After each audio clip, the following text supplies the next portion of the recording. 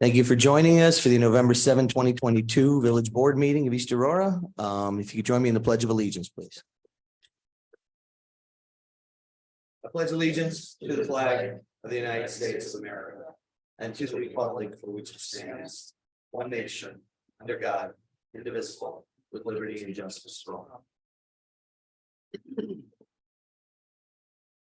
You got a roll call attendance, please, Maureen? Trustee Lizakis. Here. Trustee Cameron. Here. Trustee Vijay. Here. Trustee Flynn. Here. Trustee Kimmelhurt. Here. Trustee Shear. Here. Mayor Mercurio. Present. 7 present, 0 absent. Thank you kindly. Can I get a motion to approve the minutes of the village board meeting for October 17, 2022? So moved. Moved by Marcia, second. I'll second. Second by Molly. Further discussion? All those in favor? Aye. Opposed? Approved.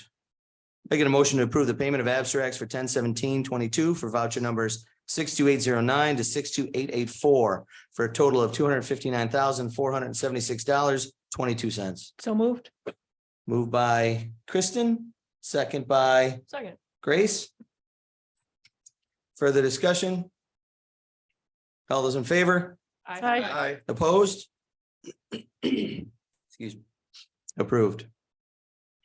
All right, to start off speakers and communications, it is my pleasure to ask Gary Grote to come up, if he would, please, and accept a proclamation from the village.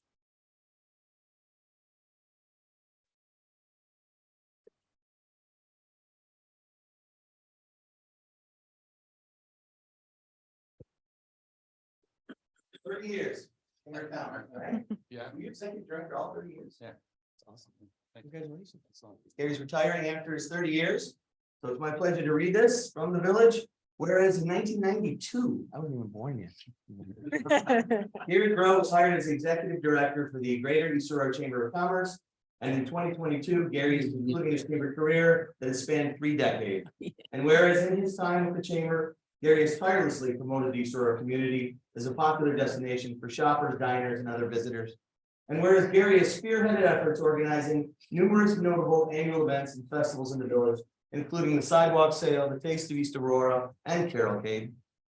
And whereas Gary has worked alongside others to promote East Aurora as a picturesque and historic village that makes an ideal backdrop for movie making, often including scenes in the iconic Vidler's 5 and 10 store, helping East Aurora to earn its unofficial yet affectionate nickname as the Hallmark movie film site.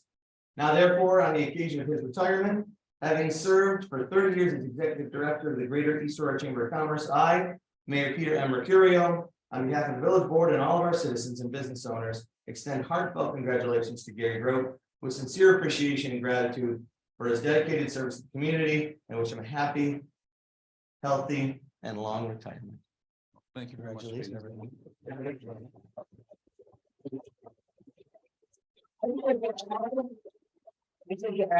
I remember working with Gary back when he was helping with the Toy Fest. I think that's the first time I probably met you when I was a trustee.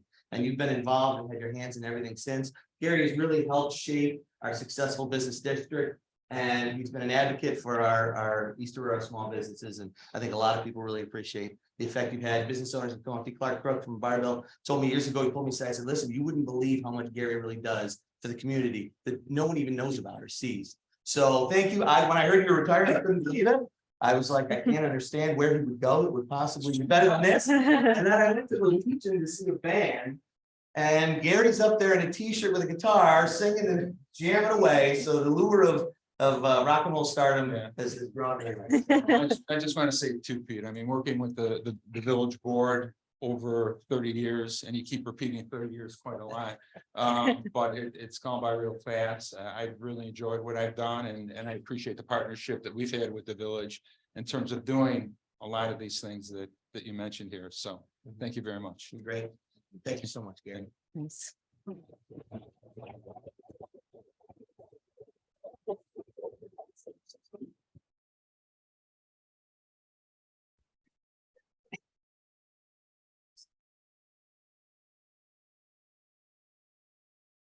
Getting back to our first open speakers and communications, we do have 2 of these. This is the opportunity for anyone in the public to speak. Just raise your hand. When recognized, come up to the microphone, please. Give us your name and address. and let us know what your issue is. Again, there'll be a second opportunity at the end of the meeting. And if you're here to speak about the public hearings, you will have a chance to do that separately. So, Gary? Absolutely. What I meant to mention, wanted to introduce Victoria Stern, a former associate director who's been a new executive. Okay. Victoria. Welcome. Thank you, buddy. Luke?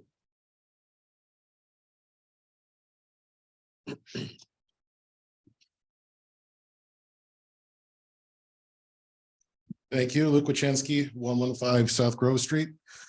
Here representing the town board. I wanted to come and talk about 3 different issues. The first issue is East Fillmore. If you have any questions, I know you set a public hearing for the 21st.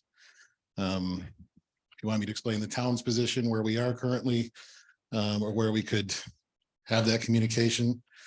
First, to apologize, we should have been having this conversation during the grant application process. So we'll do better on our part to make sure that we are communicating throughout. But at this point, I think the town has a clear position. And if you have any questions or wanted to talk about it, that's what I'm here for.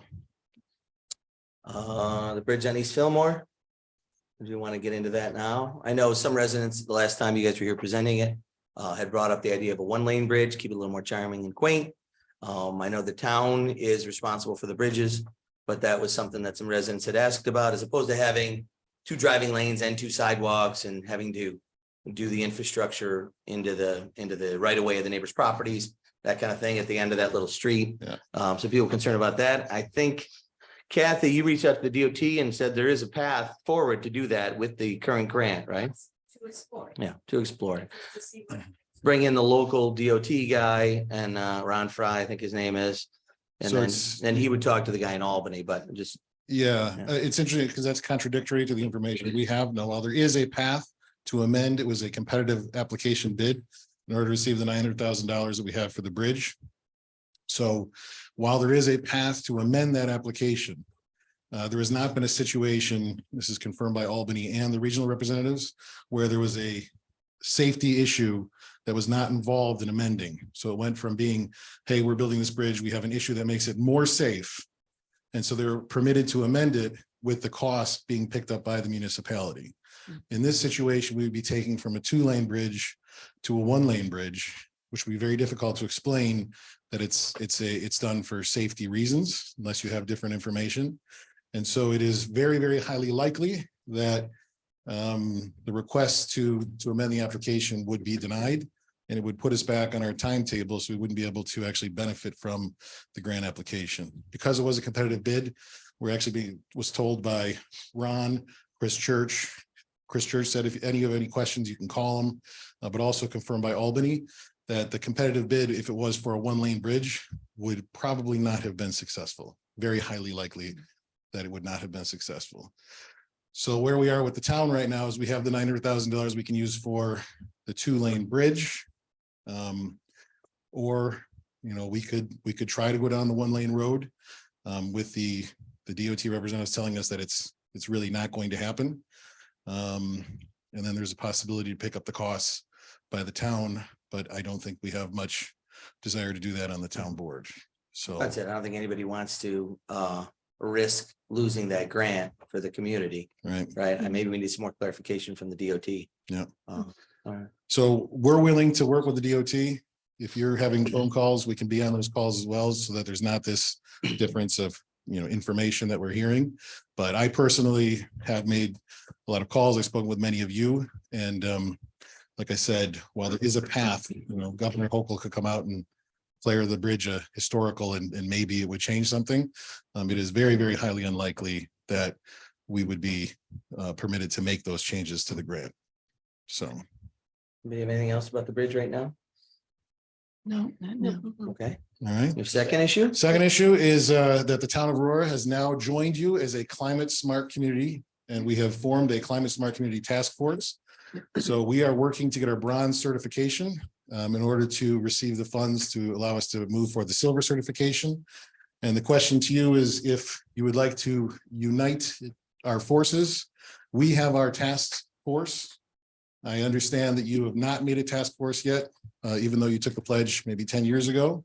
So if you are interested in cooperating with us, maybe not reinventing the wheel every single time, then we would be very willing to explore whether or not our committee or task force could double for the village as well. So, and if just you're interested, there's a list of things that the village can do and the town can do to get bronze certification, which gets $10,000. Then you can use that to get silver certification, which is $75,000. Then you get the gold certification, which gets you something else. So. And I think there are some things that are, correct me if I'm wrong, Maureen, but some things as far as what we want to try to do or have quote credit for the village, because this building is considered a town municipal building, then we can't do double credit or. Yeah, Is there's that a lot of rules about what we can share credit for or not. So I did have the meeting with Jason, and he said that we would still get credit if we did join them and do a joint group. I asked, what if we had conflicts? What if the town wanted to do something and we didn't want to do that particular project? They said that was fine. It was okay that each municipality could make their own decisions. And then we've already done some of it already, so we're pretty far, along. Right. We feel on a town level that we've actually done enough to probably get bronze certification without actually taking any actions. I imagine the village is probably in the same or close to that situation. Yeah. Yeah, and it is true. We won't get credit for this building.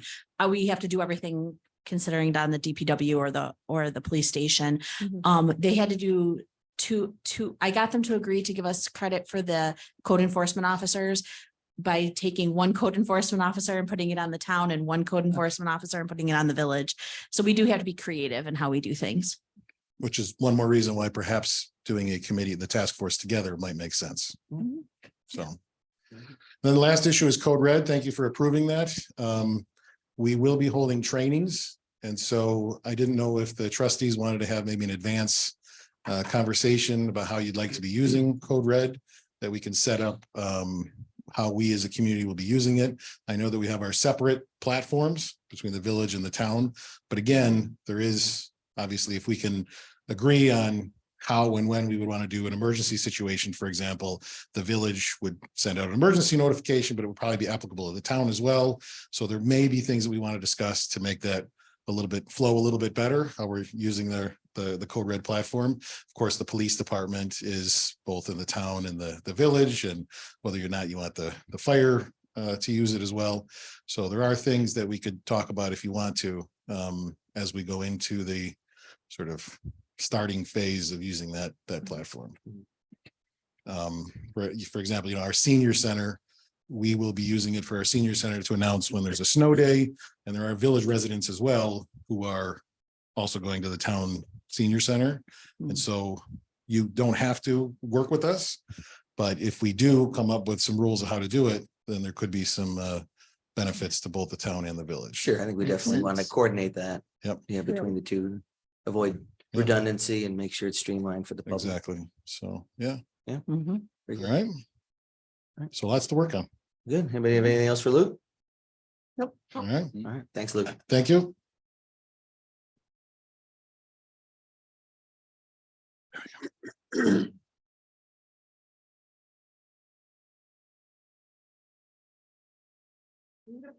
It would be much less intimidating. You think just stand behind something? Yeah, Yeah. it's like I don't know. It's fine. It's fine. And he was so natural and he didn't bring remarks, but I'll do my best. Good evening. My name is Sarah Horning and I'm a resident at 336 South Park Place in the village of East Aurora. I have 3 young children, ages 7, 4, and 2. All 3 of my children have severe anaphylactic food allergies.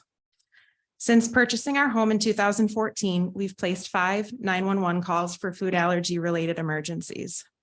We placed 2 calls this summer when my 4-year-old son had an anaphylactic reaction to pistachios and his throat was closing. At the time of this incident, I didn't know he was allergic to pistachios, but I did know all of the signs and I had the proper equipment because my other children also have food allergies. I called 911 and the East Aurora police were at my home in under 3 minutes. The volunteer fighters were at our home in 90 seconds. And a special shout out to Neil Caldiero, who in particular is always the first to respond to a pediatric call. In every situation, the first responders have always been exceptional, but one of the last people to get there is usually the ambulance. In this case, the ambulance wasn't there until about 12 minutes. The thought of this situation happening to a family with no pre-existing allergies and no EpiPen on hand is terrifying to me. A life-threatening allergic reaction can happen within seconds of ingesting a food. In these situations, every second counts. EpiPens are not over-the-counter medications that people can stock in their homes just in case they learn that somebody in their home has an allergy. They are costly at about $600 a pen. They expire and they must be obtained with a prescription from a physician. I share this story as background on why I'm here tonight, speaking to the Village of East Aurora. I'm writing to request that the village provide EpiPens to the East Aurora Police Department to equip all patrol cars, officers, and first responders with an EpiPen and an EpiPen Junior in their emergency response kits. I'm also requesting that all East Aurora police officers and volunteer firefighters undergo EpiPen administration training as part of their annual first aid training. Senate Bill S 3247A was signed into New York State legislation in December 2019 to allow police, fire, and first responders to possess and administer epinephrine autoinjectors, commonly known as EpiPens. In the summer of 2021, the state has expanded this to allow state park rangers to possess and administer them as well. Since this legislation was passed, several other municipalities and agencies in New York State have opted to incorporate these life-saving devices as part of their equipment, supplies, and annual training. They've incorporated into their budget to make sure that this is something that residents have access to. This summer, the Niagara County Sheriff's Department began carrying them, and officers reported that they saved 5 lives. 4 of them were bee stings, and 1 of them was an allergic reaction to a medication. As a mom to 3 children with allergies, and as an advocate for all individuals with life-threatening allergies, I'm hopeful that the village will take this reasonable and important step in keeping our residents safe. It brings me great comfort to think that if you were to take this step, at any point, an EpiPen could be 90 seconds away from a child who needs it. Please let me know if you have questions or comments. It's something that I have spent a lot of time researching and obviously spend a lot of time thinking about, as it really is something that defines our family. Thank you. We appreciate it, Sarah. Shane, do you want to, I know we've talked about this a little since Sarah sent over her first email. Want to kind of give us a Thanks, Sarah. background? We did, I spoke to Roger LeBlanc, the fire chief. It's my understanding now that the either up and running or soon to be up and running EMT vehicle is equipped with not EpiPens, but the same medicine with needles that the EMTs are trained and certified by a doctor to administer. So you're saying it's like an epinephrine and an IV? Yeah, needle they can give the put in shot. arm? Yeah. Is my understanding. So they should have it. If they don't have the vehicle up and running, they should have it already. 3 vehicles? Okay.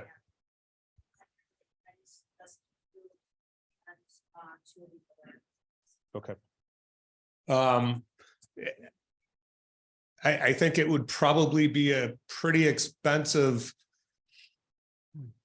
redundant to have the police department do it also.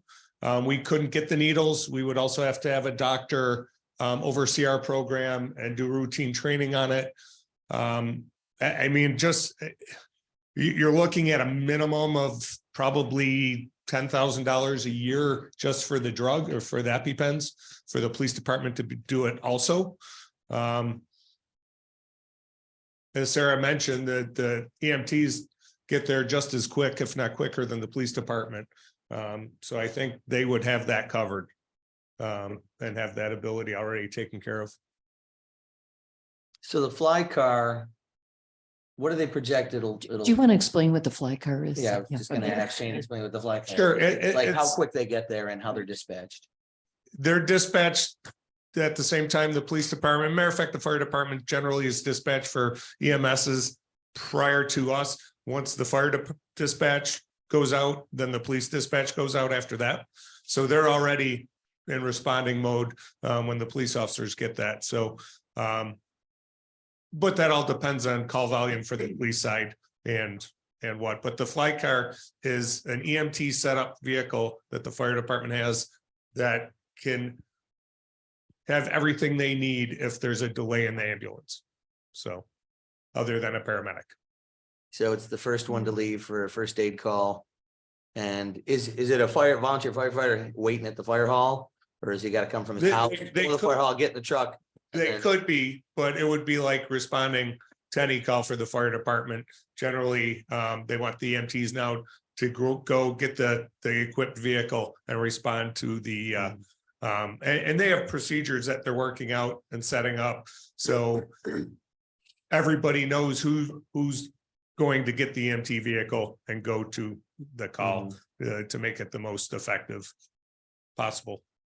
Versus the police, who are circling the community, but obviously can be tied up with other things too. Correct. Or on the other side of town or Right. what have you. So But there'll be 3 vehicles in the fire department that have this IV epinephrine. Are you familiar with that, Sarah? The not the EpiPen, but the other one? Okay. Well, that's what saved my son's life. Hmm. It's a similar situation. He was visiting family in Germany.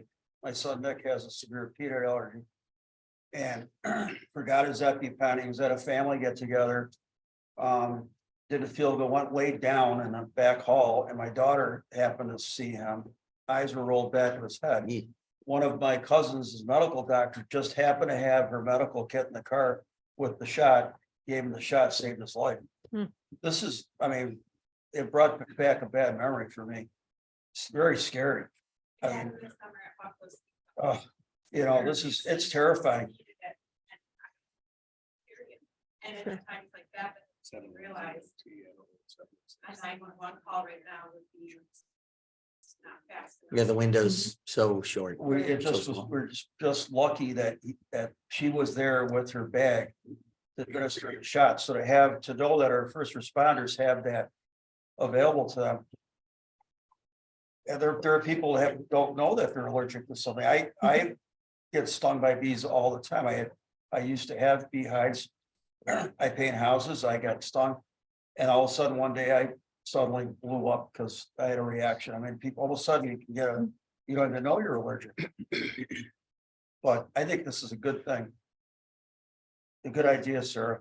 So the question is, having it in the fly car and the other 2 fire department trucks, is that going to get us the 90-second response that we need, right? Village and town wide? Or is there a benefit to having that redundancy of also having the police cars there, also having it on them, right? You'd have. Sure. Work in a school district, public comment is very, very structured, so I'm not sure. As usually is, but go ahead. Would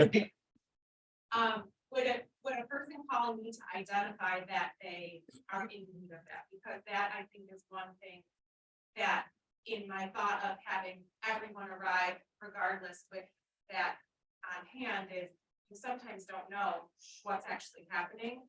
And in the example with my son with the pistachio, I actually at first thought he was choking because he's 4 eating a pistachio in a shell and starts coughing and grabbing his throat. And again, I knew what to look for, another parent might not. So to think about anybody who shows up at that moment, they don't call 911 and say, I need an EpiPen here right now. They call 911 and say, something terrible is happening. And so I don't know, when we have to identify when we make that call, get one of those 3 vehicles, that the right vehicle comes with the right equipment. Yeah, it's a great question. I'd like to know from the fire department. yeah, Jason. and as Rogers explained it to me, that the EMT fly car would respond to every EMS call. I thought that was the All purpose. of them. Yeah, all of them. And what about the other 2 trucks? Is it what? I think it's I think it's their pickup truck and another, their rescue unit maybe. And which one is that?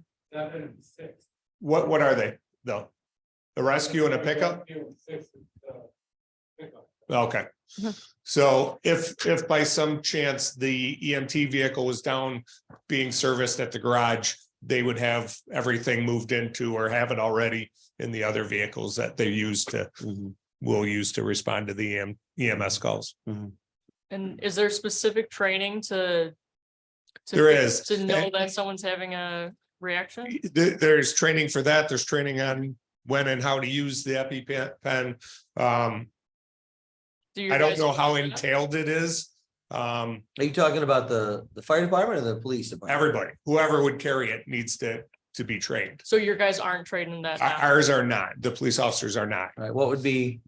well, I don't know what wouldn't the hurt to have them training trained as entails. well. Yeah, I don't know what how long the training is or if it's annual or what, but you have to have a doctor oversee your program. The fire department does have that. And unlike naloxone, for opioid overdose, the EpiPen can affect people's hearts if people have bad reactions to them occasionally, from what I read. The naloxone that our officers are trained to use, everybody could take it and nobody's gonna, if you're not on opioids, it's not gonna affect you whatsoever. So, there's a lot more to this particular drug than the one the police officers currently are trained to use. But it'd be good to have our officers trained to identify it and know how to handle it, especially if a parent's there with EpiPen, they've never used it, or someone else has an EpiPen, so at least they can administer it. No offense to anybody here, but Right. there's a lot of illnesses that it would be handy to know to identify it Yeah. in a quick time. Right. I don't know where we would stop at that point then. I was thinking also that with the medication, there's undoubtedly an expiration date. There is, So I would think. they're made for 18 months expiration, but it takes several months to get them into your hand. So basically it's about a year that you would have it. They can't be exposed to heat. They can't be exposed to cold temperatures. So if they're left in a police car, they'd be no good. And there's $700 out the window, or $1,400, because you have to have an adult and a pediatric one together. Or that's what they would recommend. So.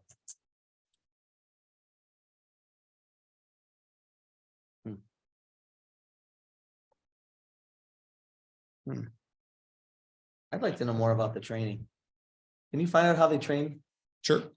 for it? I mean, if it's not a big investment, it wouldn't hurt to have all our guys and ladies know how to Absolutely. handle the situation, how to identify it, and how to take care of it. I mean, I appreciate your point that there's a lot of things that it'd be great to know how to handle, but I feel like this is a pretty common thing, the allergies and the anaphylactic risk. So why not have some extra training and know how to manage the situation? Sure. I'm sure the EMTs in the fly car and the fire department folks are fully trained on it if they're administering it, but I think it doesn't hurt to have our police department trained too. And I know they're always training on new things, so we can at least find out what's involved with that. Would you mind? No. I'll reach out. One of my dispatchers is a paramedic that has a direct contact to the regional ZARD emergency services for the state in this area. So I'll find out. Anybody else? All right, thanks, Shane. Thanks, Sarah. Forgot where we were. Still in speakers and communications 1. Anybody else? All right, moving on to public hearings.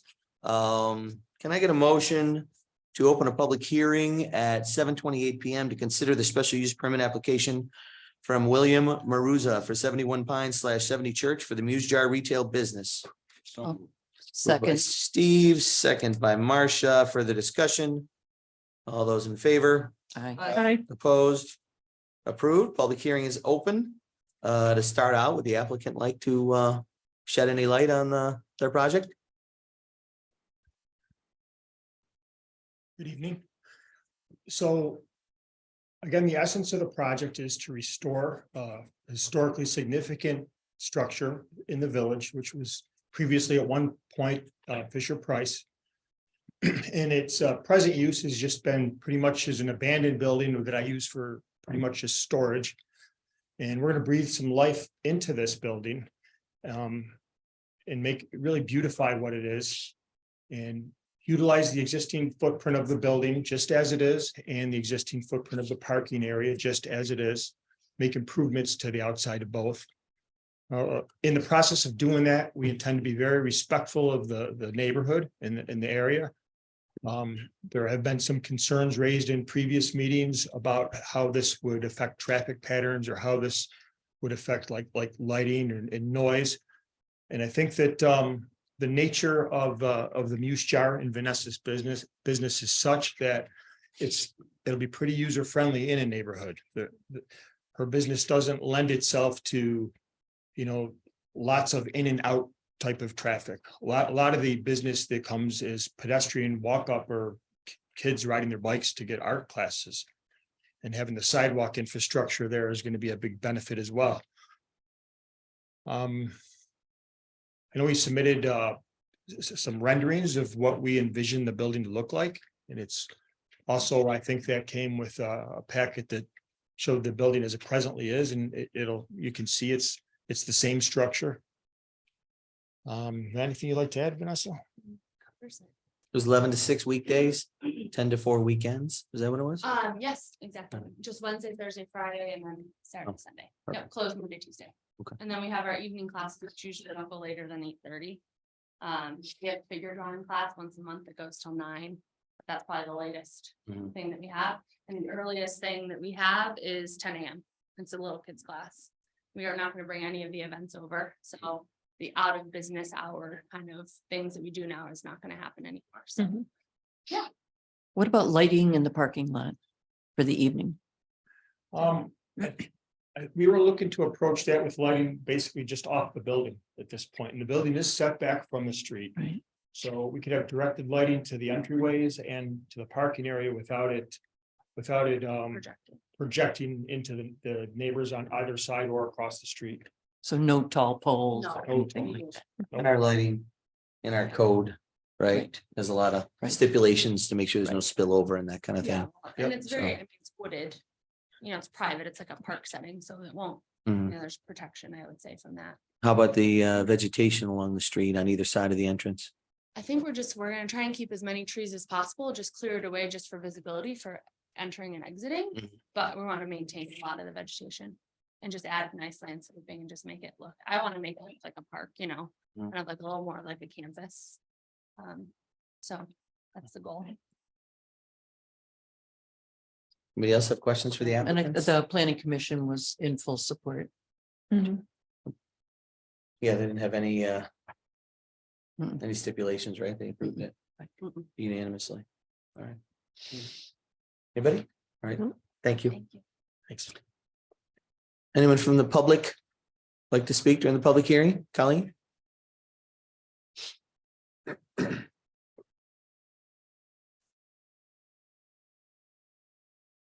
Colleen Scott, 58 Pine Street.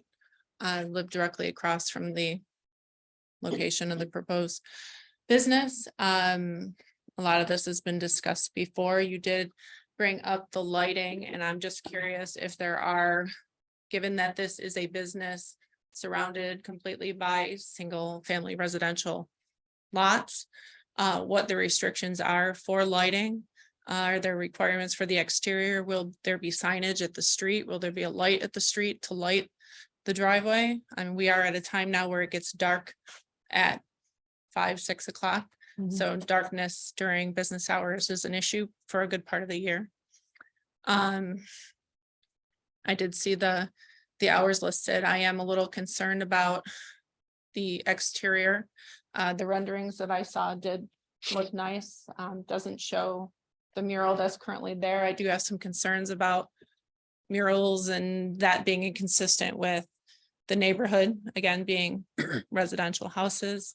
A lot of the neighbors on Pine Street have invested a lot in their frontage this past couple of years, putting in new porches and landscaping and things like that. And then I just wanted to ask, I sense that this is kind of a thing of convenience that has helped Vanessa in her crisis of needing a new spot.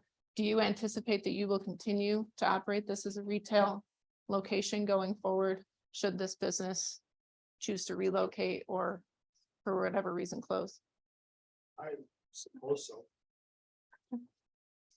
But then I knew, and we like to keep the questions coming forward to the board Well, versus the I mean, interaction, but it's a good Goes to question. my point of So- when this was decided to be made Mhm, commercial from single family jumping up to light commercial. mhm. The concern at the time wasn't necessarily the business I at remember. hand. It was that this is now going to be commercial. Now going it's on rezoned forever. Right. And 10 so years from even now, though- 5 years from now, yeah, Right, so Yeah. even though each business has to apply for a permit, that's what I was gonna say. that doesn't mean that there won't always be a business there. Right, but they'll still have to, right, Liz, correct me if I'm Still wrong. need a special use permit. Any business will have to come up and get a special use permit and go through this, and the village board, whoever it is at the time, will be able to affect it. To whatever regard. Correct. And the commercial uses are limited. So no restaurant, no bar, no things of that intensity. They're a lighter intensity. At this time, unless it gets then bumped up to another. Which obviously clearly could happen. Okay, so I mean, I guess what I'm wondering is this the meeting where you put in stipulations that say the building needs to be maintained, the exterior in a manner that is consistent with it being a residential neighborhood? Or are we looking at this as, because it's a business, it can do whatever another business would do in a business district? I mean, I guess what, because Yeah, what I was this is the reading is that- meeting where we would put in stipulations, Okay. yeah, to answer your question. So I guess I'm respectfully asking you to put in some restrictions that would keep this location consistent with the fact that it is embedded in a residential neighborhood. It's fair. Thank you. Thank you. Anyone else from the public like to speak on this topic? Okay. I get a motion to close the public hearing at 7:36 PM. So moved. Moved by Molly, Second. second by Grace. Further discussion? All those in favor? Aye. Opposed? Public hearing is closed. Moving on to the second public hearing. Can I get a motion to open a public hearing to review the special use permit issued to Rookie Sports Bar and Grill at 701 Main Street at 7:37 PM? So moved. Moved by Ernie, second, Second. second by Marcia. Further discussion? All those in favor? Aye. Opposed? Approved. This public hearing is now open. Kathy, do you want to start this out? Thank you. So this has come about specifically right now because I did receive a call from a neighboring property owner of continued issues with patrons leaving Rookies and causing issues with the neighboring properties. Public urination was definitely a high on the list of concerns. And there have been other things. I know that I discussed it with Liz and Shane, and there are some records of police being called to the property for a variety of, Shane could talk to it more specifically as far as what those reports would have been. One of the things that Shane and I inadvertently, I think, discovered today was, the legal time for closing, the maximum, I should say, is 4 o'clock for bars in Erie County. However, when Rookies initially applied for their special use permit, they requested for their special use to be approved through basically, the Sundays might even be a little bit different, but definitely 2 a.m. So, and that was what their request was, and that was what was granted to them. And I believe Shane is aware that some of the calls that have come about would indicate that they're not sticking to that 2 o'clock time right off the bat. And they're going with the 4 a.m., which fits with New York State and Erie County, but does not comply or go along with what they had requested and what was granted for their special use permit. So that's one item that is notable. And then I guess we would have anybody else make any other statements about what their experiences have been, or again, any comments that you would want to hear as far as reviewing the special use permit. Shane, do you want to weigh in now? Sure. Yeah, I was unaware that the special permit read 2 a.m.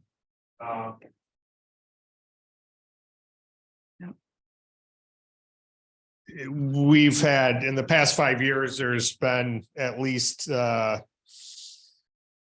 18 calls, mostly fights or just disturbance calls, EMS calls for people passed out, at least one overdose, and some injuries due to fights. And a couple more welfare checks for people passed out, all between the hours of 2 and 5 a.m. So a lot of them were outside or directly outside, some were inside. I mean, there's no real doubt in my mind that, you know, it's a more active bar in the community for my department. Mhm. So What's your suggestion? I mean, do we have the officer on patrol go by at 2 o'clock and make sure it's closed up?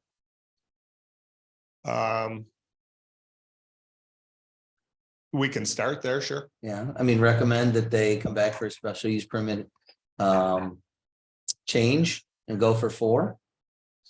But that's probably not gonna go over so well considering the current complaints. Yeah. It would appear there might be an over service issue there. Guys got anything to add? Yep, sure. Yep, why don't you guys go ahead? Mike Martinez, I'm the owner of Can you Rookies. raise the mic up a Yep. little bit? Thanks. Mike Martinez, the owner of Rookies. I'm Tony Lupiani. I'm the general manager of Rookies. So You need the address? 701 A Street, yep. Just for the record, okay. So for some of the, like, the calls that we make. So it's that tricky thing. If you know, there's a lot, as you know, there's a lot of people just walking around town and things happen. Oh, absolutely. So we call. Right. Should we not call anymore and just not like take the eyes off of us? I know that some things are, I get that. I'm not saying it's. I would guess, just by the few reports we've had with people that come to us and say they got beat up inside your establishment, I would guess we don't get a call on every fight. Right. That's just a guess. Yeah. Because that part was, was new to me. I didn't know. I mean, this is part of the thing.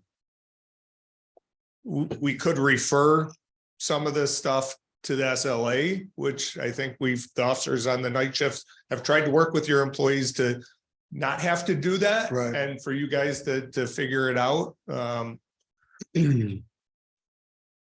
do think a lot of the issues are your patrons, which don't have anything to do with you guys using property adjacent to you, that causes more issues and more spotlight on you guys. Right. Because we tried to be proactive about this, and before the summer ended, we did change our hours to 2 o'clock. So we don't do 4 o'clock. That special permit is just for the patio till 2 o'clock. We can still be open. Wait, let's just check. Okay, well, you have a copy. You got it. Actually, it's not attached to the agenda, but you have an email. It's for, do you have a copy with you? Yeah. Okay, thank you. So this is for the restaurant and the bar indoor, Monday, Tuesday, Wednesday, Thursday, Friday, Saturday from 11 to 2, Sunday from noon to midnight, indoors.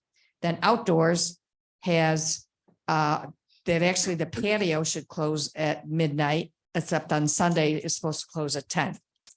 But I thought this special permit was strictly about music and. No, the special permit is for your whole operation. So I'm confused. And why would be a special permit to? Every business, most every business, when they start out operating, or if the business changes hands, even if it's a bar and a restaurant, and then a new person purchases it, and it's a bar and a restaurant, 2016, is that when you? Okay, so that's what this is outdated. So you would have been obligated and required by the village to get your special use permit then. It shows your seating and everything else. If you're doing the outdoor stuff, obviously you did get that approved, but it definitely has the hours that you had requested on your application, and the village granted and listed on your permit for your operations. Just to clarify. Yeah, sure. To be honest, I never saw that before. So, okay. But We did change our hours to 2 o'clock. So Just curious, do you guys have a piece of equipment that reads driver's licenses to show ID on that, the data on that driver's license? we have, and it broke, and we're gonna get a different kind that not a handheld one, but it's like a register one. I would strongly recommend getting it as soon as possible and Right. using it from some rumors I'm hearing. All right. And fake IDs are easy to buy on Amazon now. So that's the only way to really show that the IDs being shown are valid. Okay. If I could speak to that, so I would, if there's any chance you guys can work with us to give us input to what the good ones are. So the first one we got, it accepts fake IDs. These IDs have gotten better and better wherever they're coming from, you know, and so we'll scan them and it comes up legit. And, you know, the other thing that happens is, you know, sometimes you'll get a out of state ID. And we always require at least one, if not two other forms of identification. Sure. You know, it's a top. This isn't anything new in the restaurant industry or the bar business. And we do be stringent about it. And we do have security guards on every Friday and Saturday night. Okay. You know, and they're IDing, we will double ID people, you know. It's hard. I feel like for all of us, the older that you get, the younger everybody looks. So we'll, you know, even after security ID somebody, I work every Friday and Saturday night. I will ID them again and, you know, try to be stringent about it. But we would love input for a system that is foolproof. Yeah, I'll reach out to the SLA and see what they recommend. And I'll get back to you guys. And as we said, you know, we have started closing at 2. We do last call. We have everybody pay their tabs. We get them out of there. We recognized that 2 o'clock and we wanted to be proactive. You know, and then, you know, with security, and we've put floodlights outside, you know, we're aware of the problem with the public urination and stuff like that. And we do everything we can to clean it and work with the owners of the neighboring property to try to make sure that we're doing our due diligence as a good neighbor. You know, we love this community and we're trying to do the best we can to do what we need to do to make the situation right. And we appreciate it. I mean, we want you guys to be able to continue to have a successful, thriving business. You know, I enjoy going to Ricky's myself many times. Our food's delicious and service is great. But we just got to look out for everybody, right? The whole community. So we appreciate you working with Shane and Liz and everybody else to make sure you follow the permits and do everything you can do to make sure this doesn't, you know, affect the neighbors. My big concern is that your neighbors. Spoken to me, several have spoken to me personally about the, you know, the noise, the drug patrons coming out, which, you know, once they leave your building, once they're out the door, it's kind of hard to, you know, how do you, hey, you know, what are you doing? Once they're out of there, they're out, you know, I can see how that could be a problem, but you know, what are you doing to try to, how can we prevent the damage to the neighbors, the public urination on the neighbor's building?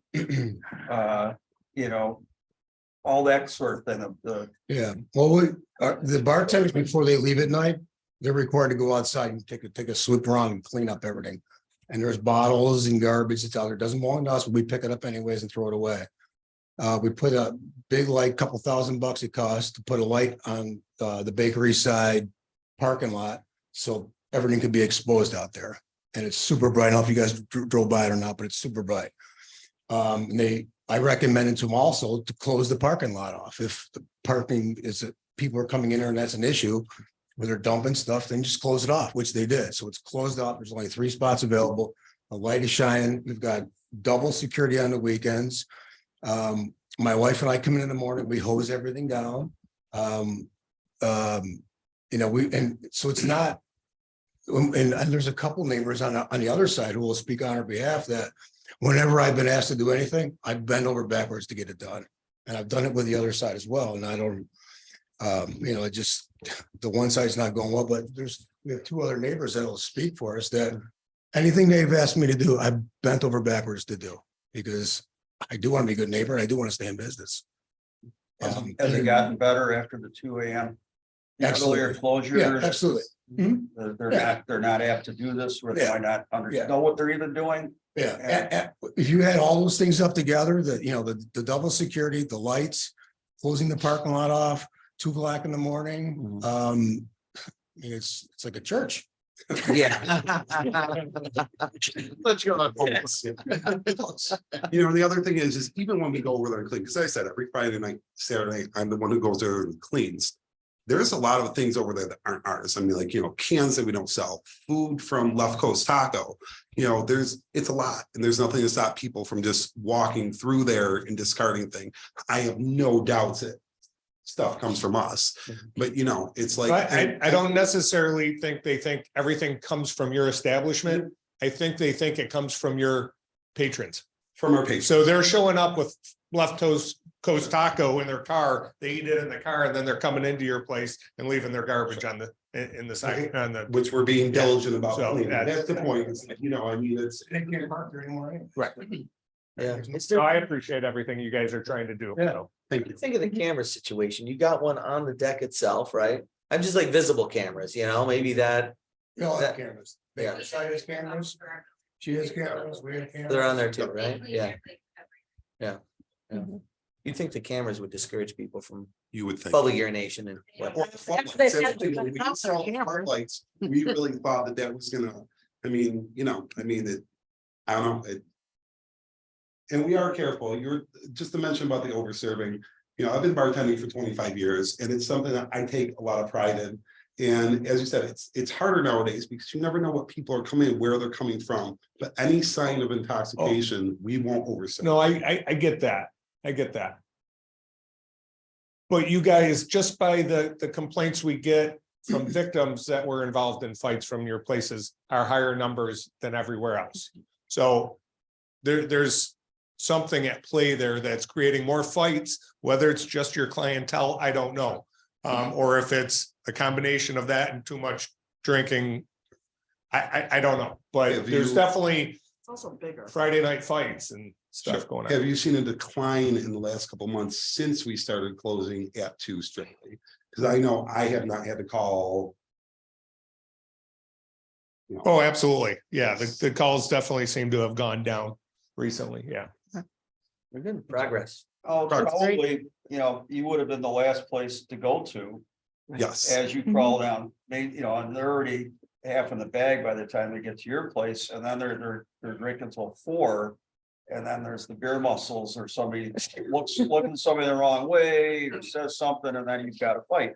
But maybe by closing at 2, which is more in line with other places, maybe that'll, you know, prevent a lot of that stuff from happening. 'Cause that's the thing, that's the other thing that comes up all the time is it's, you know, the police have to go in because there's something happening all the time that comes up, and so apparently that's, since 2 o'clock, that's not really an issue. It's been so much better. Nothing good happens after 2, right? I can't even believe you make much money after 2. You would not believe You how know? much we're making. Yeah. After 2, you know, it's just we can, I mean, it's the business, the bartenders, it definitely does, but I mean, I think that closing at 2, you know, people for the first few weeks, you know, people that know, they understand, and that's when people are ready to leave anyways, so it all works out.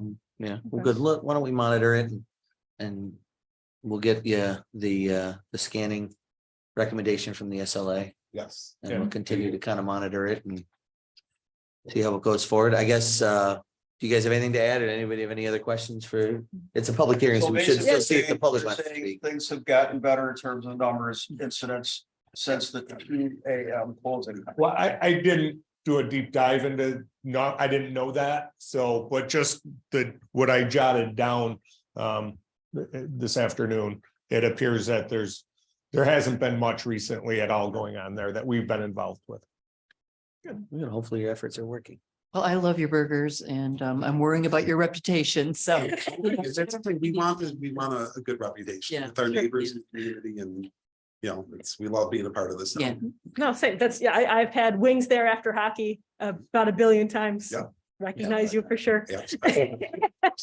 You know, this is one of those conversations nobody wants to have, so appreciate you guys being so receptive to it. I Thank you. think we're doing something good here. So what are next steps as far as, do we need to do some sort of follow-up within some certain? Probably before you get into that whole discussion, which is actually down farther on the agenda, you probably should finish your hearing. Right. For anybody else who has anything else to Thank you, say. fellas. Thank you. If anybody in the public wants to chime in.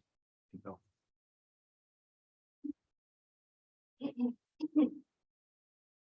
Hello, my name is Sarah Ashbourne. My husband and I own and operate the building right next door, 707 Main Street, since March of 2018. Do you want me to start over? No. Stand a little closer. Stand up straight. See, and Sarah, you were nervous. Okay. My name is Sarah Ashbourne. My husband and I have owned and operated the building 707 Main Street, right next door to Rookies since March of 2017. Upon opening or reopening, because we took over a salon, we had a long conversation with Mike, the owner of Rookies. And we knew we were buying a building next to a bar, so we knew there's gonna be puke every now and then, there's gonna be garbage every now and then. At this point, we had a conversation and Mike and his staff started taking over cleaning all of this at night, because before this wasn't being done. So we very much appreciate what he has done to turn his business around, even just since we've been there since 2008. We have a camera operating system around our whole building. We can see that they're cleaning up, they're not lying. I've told our patrons to stay out of the lot on the other side. I know Mike has told his patrons to stay out of the lot on the other side. People complaining about garbage on a business, you know, down this, I mean, it's like going to Tops and putting your garbage in your Left Coast Taco at the Tops parking lot. You have to clean up just like your own property, your business's property. All the garbage and bottles that seem to be from people who park there, you know, obviously that's been taken care of since the parking lot has been blocked off. Not good for a lot of the businesses around there, but it's definitely eliminated a lot of the garbage, the puke, all the fun stuff that goes along with being a business owner. It is unfair, in my opinion, to punish another business owner for things that he cannot control once people leave their building. Thank you for your time. Thank you, Sarah. Who else would like to speak on this? Sir.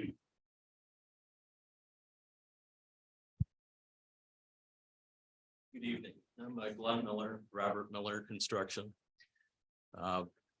We own the property at 695 Main Street on the other side of Rookies. And we have tried to be neighborly for many years. Gary Grote's here tonight. We've had several conversations with him in the past to try to resolve not only the parking issue and everything else. We've talked to the police several times. They have reports from some of our calls regarding parking and so forth. But let me pose this to you all hypothetically. You all own a house and an apartment comes next to you. Okay. And for a while, maybe you have a little overflow parking. That's okay. Now, after a while, your neighbor gets entitled and then they become abusive. And then they vomit on your property. They bottle on your property. They put fingers on your camera. Enough is enough. I don't know how we resolve it. I'm certainly not trying to go after another business. As you all know, it's the patrons. But how do we stop this? We have some tenants here tonight who have had enough as well, and it's hurting their business. Now, I was at the store earlier. There's a sign there, parking restricted, police enforced. There's 5 cars on our lot again. I know the police have better things to do. So what are we supposed to do as a property owner that pays our taxes? Your businesses are all closed. We obviously know they're not. Then when they're closed, I'd like them towed. Okay, if we can't resolve this any other way, enough is enough. It's hurting our business. We can do something out of there. Okay, well, there's 5 there tonight. This next summer. Okay. I got some phone calls. And we also have some film that shows a little bit different than yours does. So I'm gonna turn it over because I think they're gonna want to speak also and present. We'd love to open it up to questions. So- Any questions you have for us? You know, mostly. So real quick, Glenn, Mr. Miller. So you're clear that if you call the police department, right, they will go, Jane, you're saying they will go and tell the vehicles that are there. They're telling you response, so if you want them to, just tell the officer you want them to, then we'll tell them, it'll plug there. Time that they close, the time they open, will come by at 2 o'clock. We've had issues with the snowplow and vehicles in the lot. Absolutely. We'd also like to add that. Name and address. Joseph White and Anna Hartzell, we own Dopisto at 695. We'd like to add when we do address the issue with the police, instead of, enforcing it or ticketing, we'll play the bad guy and we'll go bar to bar and see whose car it is, rather than ticketing or enforcing or towing. A target per se is put on our back, and we love the village as well. We're just two stoner bakers who want nothing better to do than to listen to music and bake bread. So at the end of the day, that's all we want to do. We don't want to have to deal with patrons well into 4 o'clock, 5 o'clock in the morning. So when we call, there's always some sort of rebuttal. We don't know what kind of code, we don't know what code to write on the tickets. Do you know where they are? And unfortunately, 95% of the time it's 95% of the time it's the boot fit situation. Every other bar is closed. It's a Monday night where they're the only bar that's open. It doesn't matter. Yeah. If nobody's at your building and there's cars there, they don't plug it. Yeah. I mean, and then it's, why is it down to the private business owner to determine parking for the village ultimately, and why do other business owners have to go on social media and defame us publicly to thousands of people who thankfully have come to our aid? I don't understand why there's a defaming for someone who's paying to maintain the lot for their business. Why is it ultimately, our decision to be the warriors for this parking lot? At the end of the day, it's great. People think they're smart and,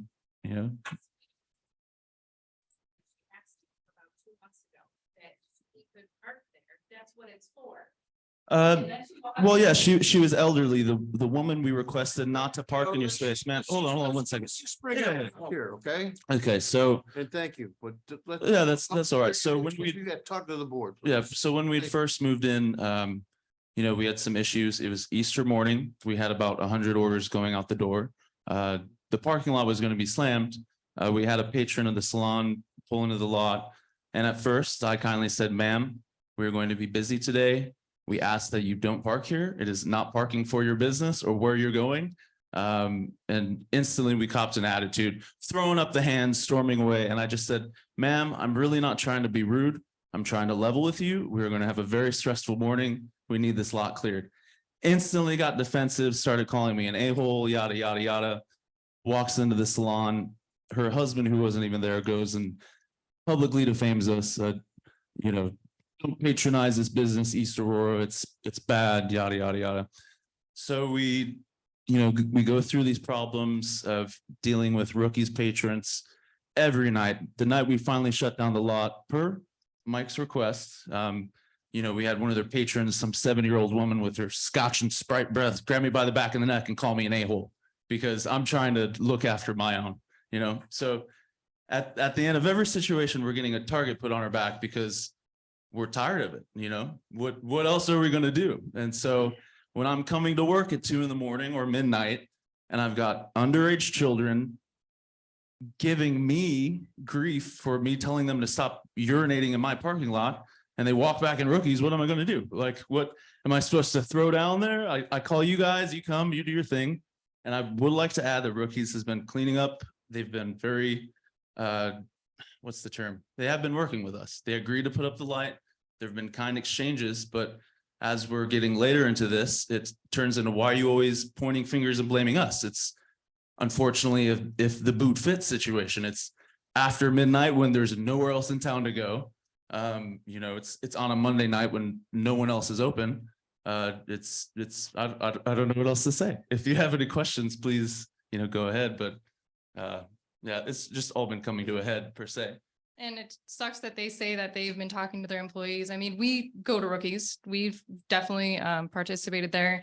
Literally the night that we shut down the lot, we had a second to go over to Rookies and we got pulled aside by their chef, who said that the night that we shut down the lot, he openly decided to urinate on our door because he was so upset about it. And also stated if a rock goes through your window, it's your fault. And I've told all my customers, F your bagel shop, don't go into that shop. It's all defamation because we're a private business owner just trying to keep after our own. You know? As he's also drunk and then goes back into the kitchen and decides to keep cooking. And so Shane, I mean, how should they be handling this versus them confronting? Because people? I'm wasting time, I'm wasting hours every morning, you know, taking care of this, and you are paying us a lot. Wait, just still, again, it's the conversation is part. Keep it. That's it. I wish I knew the answer to that, because make a lot more money. You can't, for every action, there's gonna be a reaction. I can't control. If we tow a car out of there, somebody may be mad and somebody might go on social media and say bad things about them. I can't prevent that. And it's just Not towing a car isn't gonna stop the cars parking there unless you block it off all the time. So it's, there's no perfect answer, I don't think, unfortunately. They're really like, I'm with you on this. We don't know what to do. We don't want to have them we don't want to have them suffer because of this, but at the same time, there needs to be respect mutually among everyone. And we keep hearing this thing, you know, it's a cozy, quaint little village and everyone gets along and we're all looking after each other, but. So you make it water. Yeah, until they have to walk an extra 30 seconds to the bar, you know, like. And it's easy for other neighboring businesses to say it's not affecting them and they're doing a good job in cleaning it up. We're there literally all hours of the night. We get there at 11:30, we get there at midnight, we get there at 2:30. We see literally everything. We're there for every little, it seems like, altercation that's going on, and we do our best, what we can in the moment, to approach anybody, you know, publicly urinating. And we are two people who own a business. Like, we can't, while we're trying to do our job and getting very little sleep, monitor a parking lot. Right. I mean, we've been open to literally any suggestions. It just seems like it's just everybody's just upset that it's our parking lot and they Right, so can't park the it. cars are in the lot, and I'm just thinking, instead of you guys confronting people, you know, who are drunk at 1 a.m. Mhm. You just Call calling the the police. police, and the police handling it should be the way to go, right, Shane? Yeah, absolutely. Yeah. So when you're a business owner, it's up to you guys, and I don't care, you can tell the officer at the time, if you want to take the cars, if you want to tow cars, or just make a blanket decision that every car gets towed. I mean, they don't know the code half the time, and they're looking right at the sign, it says.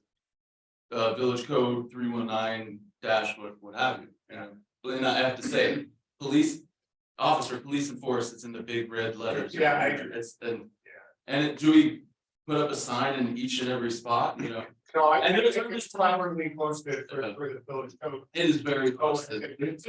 Unfortunately, people have just gotten away with it for so long. I mean, how many other businesses have been chased out of there? Literally 2 other businesses before us who, I mean, Brenda, we've talked to her so many times. I mean, she left out of there because she just couldn't handle the parking. Bridal shop. Yeah, the bridal shop. Well, forever. Yeah. That's been the only parking lot on Main Street in that 2-block area. I'm actually on Main Street. Yeah. That parking lot's been used by everybody for decades and decades and decades. Yeah. Probably the people going to whatever bar or business up there were doing that with their parents when they were small children, and that's Oh, what yeah. everybody did. And we don't, I mean, we understand. I mean, I've even told cops several times, it's, you put in your ways, the address of Vidler's, literally the first parking lot that pops up is to your left. I mean, not everybody's going to be like, oh, am I supposed to park there? We understand that. And it's really not the during the day traffic that we have a problem with. There's oftentimes we shut down the lot because for months when we were in there at first, we would come in at midnight and have nowhere to park. And there's kids obviously hanging out in their cars, like drinking literally in their trunks. And we're like, really? We're literally on 2 hours of sleep and we can't find a place to park in our own parking lot. Like it's a situation where we obviously knew we were moving in next to a bar, so it's not like shame on us for not looking 2 steps ahead. we were excited because we loved Rookies. Yeah, I mean. We're like, this is convenient. So it was actually formed in Rookies, it's sort of That's like true. a That's very competition true. sort of thing, so. Shout out Griffin Smith. And it's not a situation where we want to hoard all these parking spots, we want to leave it open, and there have been nights where we're like, hey, you know what, there's a Bills game on, let's leave it open, and sure enough, there's people driving and backing over the cones we put up, people doing donuts, you know, God knows what else, so it's you give an inch, they're gonna take every last mile till the world ends. And so it's, we're just more so looking for village aid here. You know, we're in a weird predicament where we are there, you know, upwards of 18 hours a day. So we see literally everything that happens in this town every day of the week.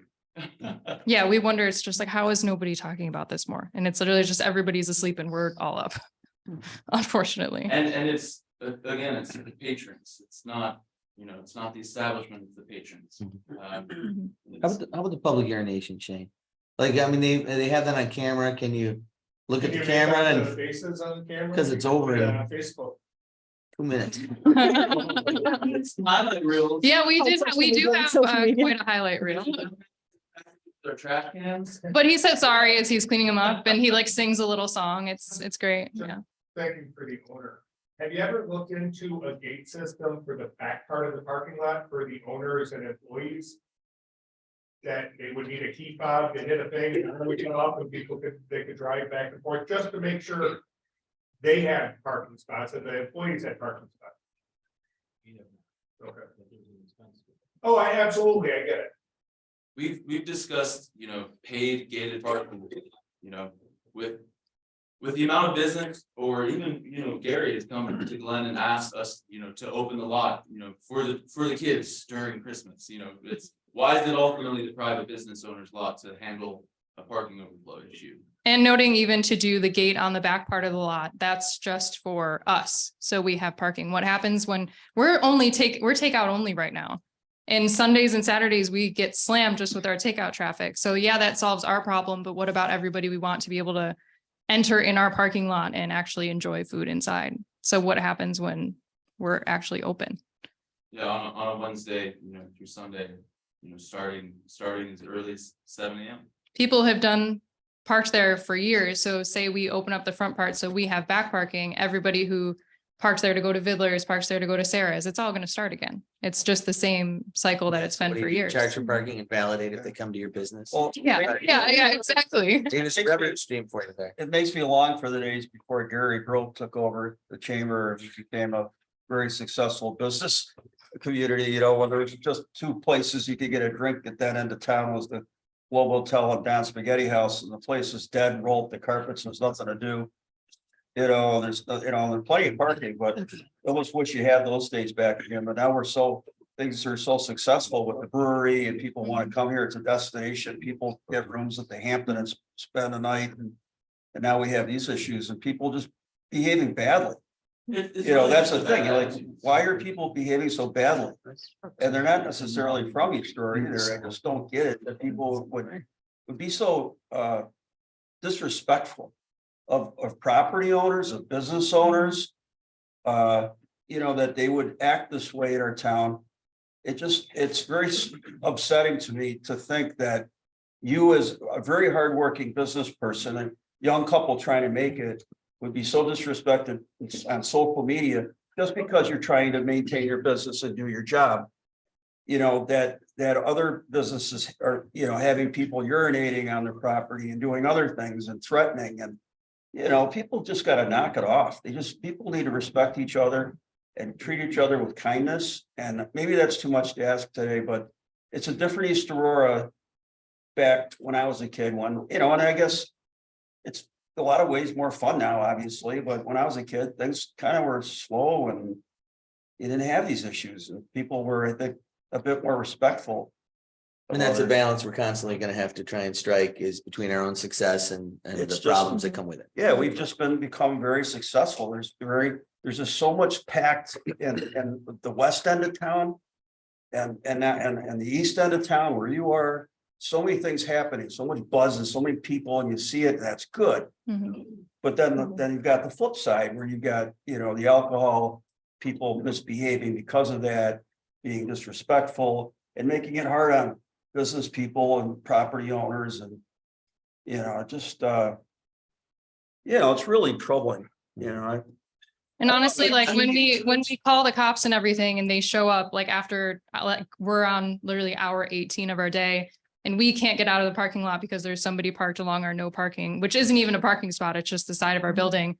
And then to have a cop show up and say, well, we don't know what to write on the ticket, or they're trying to go into rookies to have them move their car. And then what do you think? What do you think the rookies people are looking at us? We have to move on. Yeah, Thank I you. understand. There's other people here.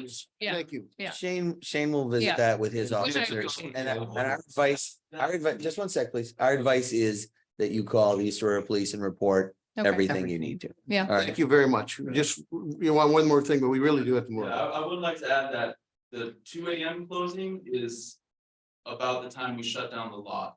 So those could be hand in hand. Great, thank you very much. Thank you. We'd like to move on. No. If you want to hear it, it's up to you guys. Well, Sure, go ahead, Mike. As far as the big parking, there's like 30 some spots there. Why not? Buy, like, you invest in the pay as you park. People would be glad to pay for parking. I know it's an investment, but you'll make a ton of money down the road. And if not, sell the lot. Someone else will buy it and do it. I will. And part two is, if you're gonna tow cars, is it gonna be a consistent thing, like from 24/7, or is it only gonna be when Rookies is open? Because we don't open till 4 o'clock. And that lot's full from morning, afternoon, early evening, all the time. So I just don't want to be singled out like, oh, we're only gonna tow after 4 o'clock. Well, you don't get say over that because it's not your property. Right. So if, What's the, if your business is the only business open in that square block and all the businesses in that building are closed, Yeah. and there's nobody there and the parking lot's full. right? Well, I'm fine with that. I mean, that's okay. Tow them. I mean, they don't have, they put up the signs, Right. signs have been there for years, Yeah. saying don't park there unless you're going to that Right. property. I mean, what else are they supposed to? Well, I get that part. It's. Yeah, but it's not just. Everybody parks there, and especially in the daytime. We don't, but. Thank you. That's We're what you're taking a saying, beat. is if they call at 10 a.m. and say they want the cars in the lot towed. Well, that's a different source. If your business is open, and we're gonna have to, they can point out, hey, that blue Chevy just pulled in and they walked across the street to Vidler's. Yeah, Okay, my officers will come and tow Yeah. that car out. that's just to make sure it's just not, during our business hours. Yeah, but that's gonna take time and effort on their side to watch the car. I feel like if we tow enough cars, the word gets out and people are like, I mean, yeah, you'll have people come in from out of town or who aren't regulars. To Rookies won't know better and might park there and ignore the sign, but after a while, I feel like people learn their lesson. Sally Park. I think it's after hours. Just as legally, as long as you're consistent in what you do. And, just make a decision what you're gonna do and be consistent on it. Well, the decision will come from the property owner Right, requesting what we do. right. That's the consistency. Yeah, yeah. Okay. Thank you. All right, can I get a motion to close the public hearing at 8:18 p.m.? So moved. Moved by Steve, second Second. by Marcia for the discussion. All those in favor? Opposed? Approved. Moving on to official considerations. Can I get a motion to approve the special use permit application for William Maruza for 31 Pines /70 Church for the Muse Jar Retail Business? So moved. Moved by Marcia, second. Second by Grace. Further discussion. Any The rendering particular- looks wonderful. It's really, really good. It seems like it will fit nicely in a residential area. All right, any other discussion? Are we gonna address any of the lighting, concerns that, yeah. It's up to Marcia, she made the motion. Oh, okay, just the lighting near the road or any of the hours of operation So- or anything? So I think that, that came up? so it's not noted. Is it in, as far as the lighting? What But I is, mean, we have a code that has to be followed, so. which may I ask? What is the code like? I don't have the full code book with me. I'm sorry, I only have the zoning section. But basically the light has to be directed down. Light spill can't cross property lines. They're not installing any pole lights, so we don't have to worry about that. The discussion at the commission was that there would be lights on the building. No internally lit signs, that's. Oh, gosh, Yeah, no. right. That was never a conversation. Right. But because it wasn't necessary. And potentially some lighting, I thought within the landscaping, perhaps, but just very limited lighting, Like someone would do on their lawn. potentially, yeah. I'm okay. So should we add just like no pole lighting on there? I think the code is. Yeah, it's covered in the code. No, Is it? we don't know You that. may want to add that as a condition. Okay, Yeah. okay. So no So it's direct, clear. no direct pole lighting or whatever you Right. call those. Lights on Pole. poles, right? Light bulb. Yeah. And what about the exterior signage? So, Yeah. sorry, and so were you thinking about a sign at the driveway entrance on Pine? Is that, Small, non-lit sign, at the, like, so you know where to come in. I mean, that's my current ones with the letters I have right now. I'm just gonna take those and put them on the new building, but nothing lit. Building or by the road? Gonna do, well, I guess what am I allowed to do? You know, yeah, I'm not if sure. I need to choose, I would prefer to do it. Two sign types, you're allowed two sign types, a ground sign, a wall sign. Parallel, it'd have to be parallel. Would have to be the street, parallel not- to the street. Not perpendicular, and then Correct. all the other sign. Yeah, sign- meet all the sign light code, things. meet all the lighting codes. All of those things And the special use permit can be revoked if there's material failure. can be reviewed and revoked. Yeah. And in the rendering, we did have a sign, I think there's a picture of a sign, just one of those. on the big- building? or- Yeah. Yeah, Or no, standing up. We can submit it if that. yeah.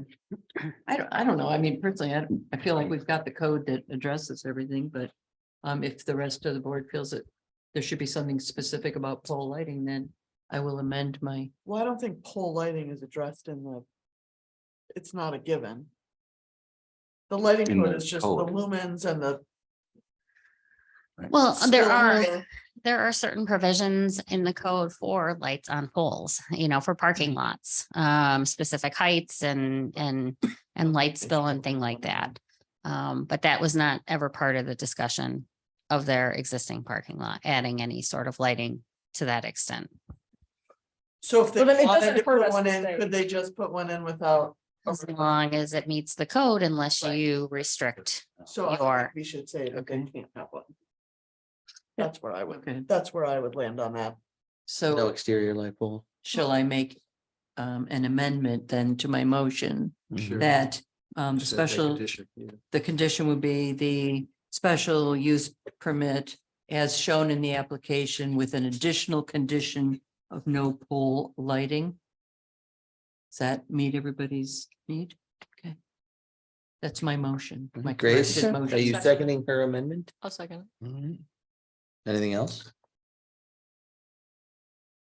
I'm good. Okay, any other discussion?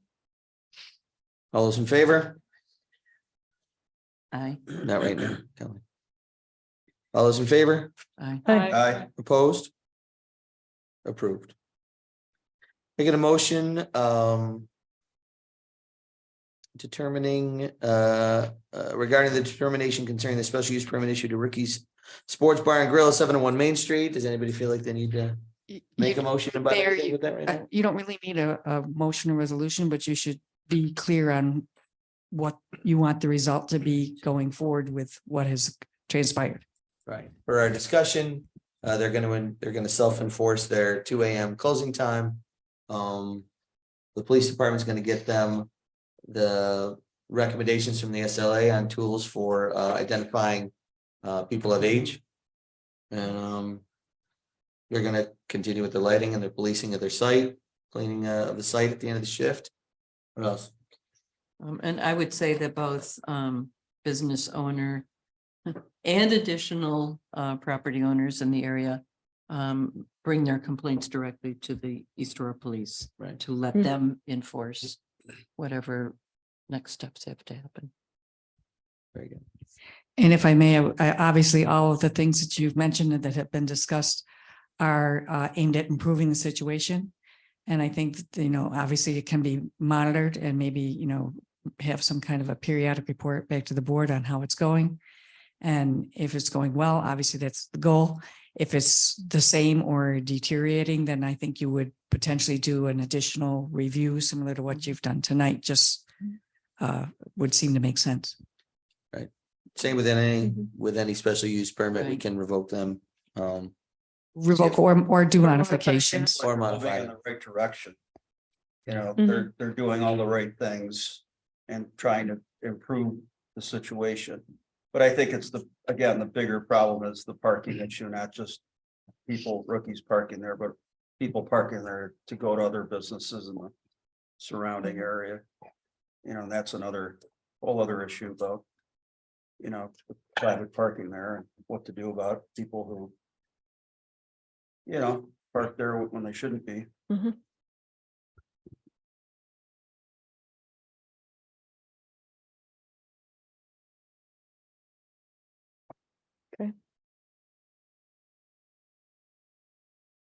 All right. So we're good? Good with B. Moving on to C, appointing Susan Russell. Who has to make that appointment? I don't even need to make a motion. Or not. All right, I'd like to appoint Susan Russell as a member of the Zoning Board of Appeals for a term to end the first Monday in April of 2027. I would just support that. I had a lovely conversation with her last week. She called me about wanting to know more about zoning and she was very interested in doing her due diligence to learn about things and I would Fantastic. second that. Good. She'll Even start though- out as an alternate. Even though I don't need to. You're still second. Further discussion, Susan, would you like to say hello or anything? Oh, she's here. Yes. Should I go in front or? Sure. Just keep it under like 45 minutes if you could.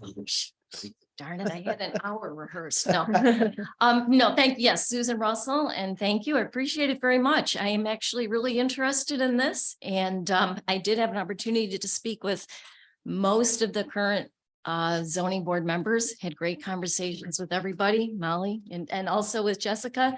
And she started me out on one of the intro training programs, Awesome. which I did this week that I enjoyed. And Molly used the phrase, she said, you, when you were on, you were kind of a nerd for learning these things, and that resonates with me. I really find these things fascinating and interesting. So if appointed, I'm very much looking forward to serving and being able to help in the best ways that I can.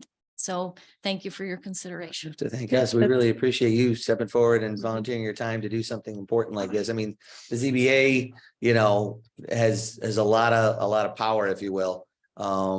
And so, and then, and with that comes responsibility for Yeah. Spider-Man. Which I take very seriously. Yeah, Sure. yeah. And we really do appreciate it. No. Do you have any questions for? I'm sure the zoning board appreciates being full up. So, and it's been rough not having the alternate position really available. So I think that's terrific, and especially the enthusiasm that you're bringing to it already. That's awesome.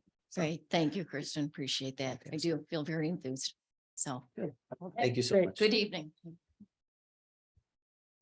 All right, all those in favor? Hi. Opposed? Approved? Congrats and thanks again. All right, can I get a motion to approve the waiver for the 30-day period for the state to issue a liquor license to LD Station Incorporated, DBA Lucky Day Station at 27 Riley Street? So moved. Second. Moved by Kristen, second by Steve. Further discussion? I'm excited. That's great. Everybody was hoping it would stay a restaurant. Yeah. It looks like it's gonna, so that's fantastic. I don't get these 30-day Happens waivers every though. time. It seems like a Every waste of time. money for the Yeah. business. Yep. But, I mean, by the time everything's processed, 30 days has gone by anyway, but Yeah. whatever. And what's crazier is that when Babe ran the place, she had to have 2 liquor licenses for the same building. Even though we're all under one roof. For the Gandy dancer? That was one liquor license, and then she had to pay for an entirely second license in the big bar.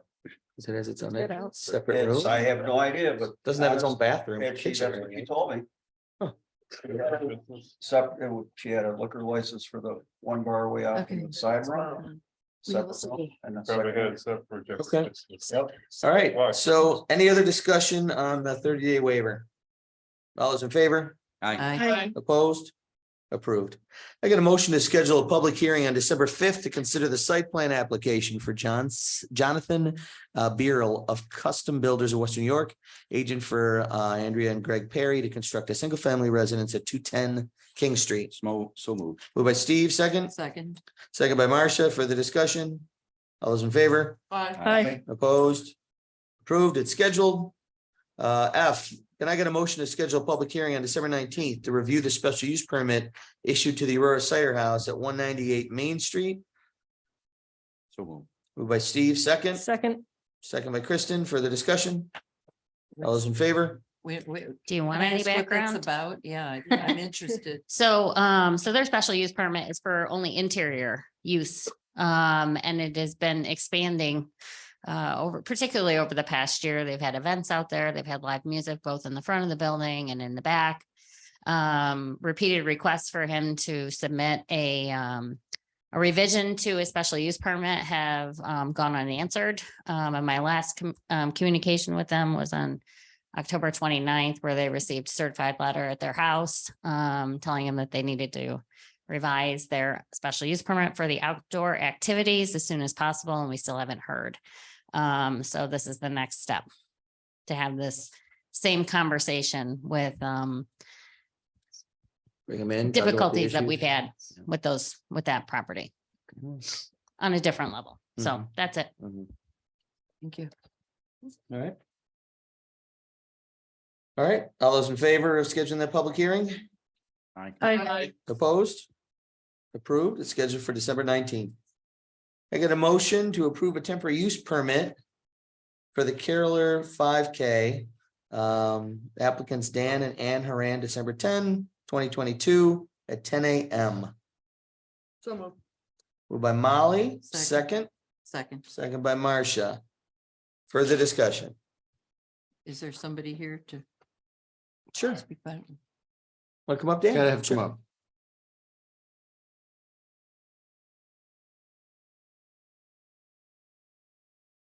Good evening, Dan Haran, on behalf of the race of the Caroler 5K. Some of the things that were brought to my attention, I actually had a nice conversation with the chief the other day about where the course used to be. We had run it for 13 years consecutively until COVID. And we always did it in conjunction with Carol Cave. This year, what we're trying to do is move the course north of where it had been before, because it had crossed Main Street at the start of the event. And it caused some traffic congestion. To the credit of the police department and to the volunteer fire department, really helped out. But what we do more than any other group that puts on an event, I can have up to 360 cones that could help make it a safe event, having traffic cones out there. Every turn that the participants would have to take, we could have turn signs up there, along with the volunteers of the volunteer fire company and the police department that would help. Again, I just submitted some new courses that I was advised to keep it off of Bowen and Girard.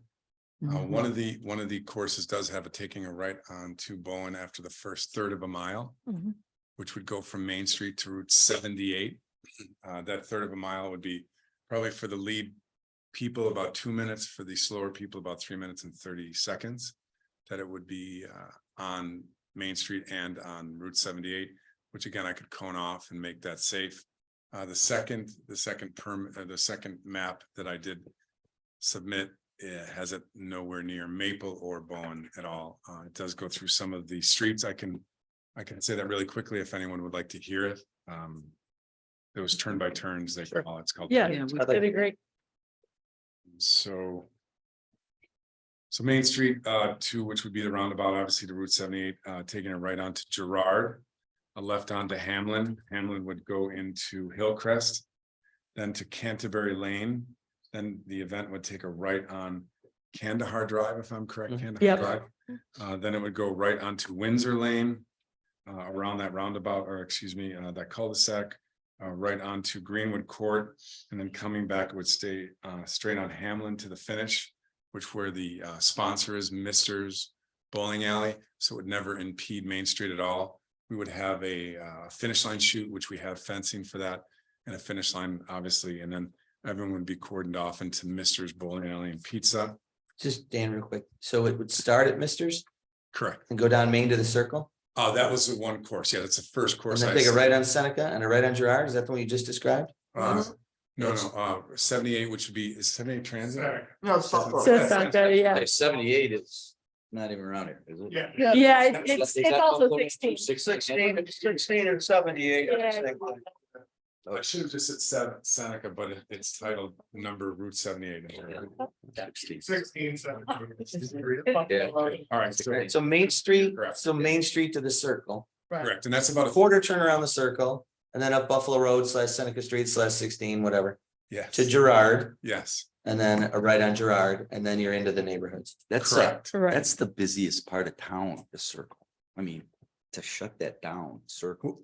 And Steve, that's a good point. We wouldn't shut it down. We would dedicate a lane, which I would put traffic. Only one lane there, Was that one lane? Okay. Yeah. Yeah. All pretty right. much, the way they redo those roundabouts. So, But to your that's point. dangerous. I No, mean, No, to hand your point, it clogs- probably would have to be shut down for, what would you say, is that a block and a half? So about Yeah, you can't say. Okay. Yeah, okay, you all right, can't good shut the point. circle. Then going on. And you go just straight up Hamlin and then, yeah. I mean, That's the second. Yes, That's the second. If I can just interject briefly, Dan and I did speak. I spoke on this topic last year also. I've never thought this race was a good idea at the time of the year that it is. We don't have, Buffalo can have races like the Turkey Trot and other events in inclement weather because they have hundreds of police officers to lock down the area. We don't have that ability. And we've had races in the past where we're hurrying up, trying to get the DPW out to salt roads, to try to melt ice, get rid of snow, because you're putting cars and people in the street together. And no offense, Dan, but traffic cones aren't going to make anybody safer. It'll look nice, but it's not going to make them safer. Any of these routes, although better than before, Bowen Road was out of the question, in my opinion. This one takes you up Hillcrest on a 90-degree turn on a hill. And if the weather is inclement and the 75, 80-year-old ladies coming from that neighborhood to go to Tops in the morning and can't stop, I don't want to be responsible for pitting people against cars and who knows what type of weather we'll have in December. I just don't feel comfortable doing that. Not without completely shutting down roads and having no vehicle traffic, which doesn't still prevent you from cars from coming out of driveways that you can't catch because you don't have every driveway covered by somebody. It's not a good situation. I know you've had it for 13 years. I've only been police chief for 7. We've had COVID for 2 years. Last year, we didn't have it. I didn't like it. Talking to my supervisors, having to depend on fire police that are all aging as it is. We have very limited crossing guards. It's just not safe. Well, is that paid by us or what's your, who's running it? Eclipse multi. They pay for the crossing guards, period. Okay, overtime and that, no. Well, yeah, it's straight time for Straight. crossing guards. No. Which is minimal. You're sorry. Oh, no, they don't pay for the Police police officers overtime, no. No.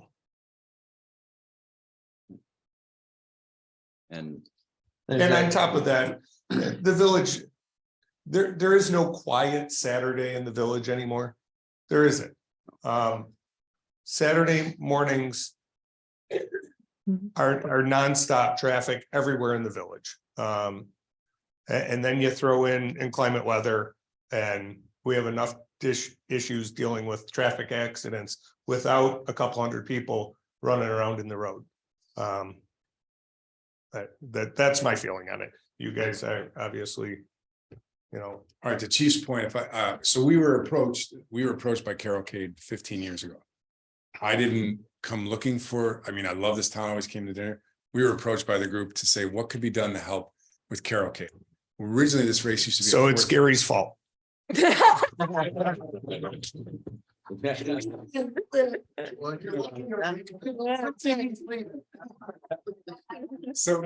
that's a good. He's getting a lot of blame on this. Well, it used to be at 4:30 PM because I think Carol Cade goes off at 6. Can't remember. I remember the original 7. So people stayed around, people added to Carol Cade, whether they wanted to go to the village and after the event. It did get larger, I think, Chief, before you came on. So I was brought into a meeting saying, what can be done to make it safer? Because like you said, nothing is purely safe. So what we did, we moved it to the morning of Carol Cade, 9 AM. When I did submit this permit, I mistakenly put down the 10th because I tried to go back to 2 years ago. I didn't go back to, I just noticed today on the notes that Carol Cade is the 17th. Yeah. I would rather have it if so on the same day as a Carol Cade, because that's what it was created for, the Caroler 5K and Carol Cade. So, and it would be a 9 AM start. I know, I do agree with you, Chief, that nothing's not busy, but if I looked at that day, it would be less busy. And again, north of Main Street, more residential, off Main Street where people are starting to do their Christmas shopping. That's why we did alleviate and make improvements to a new course.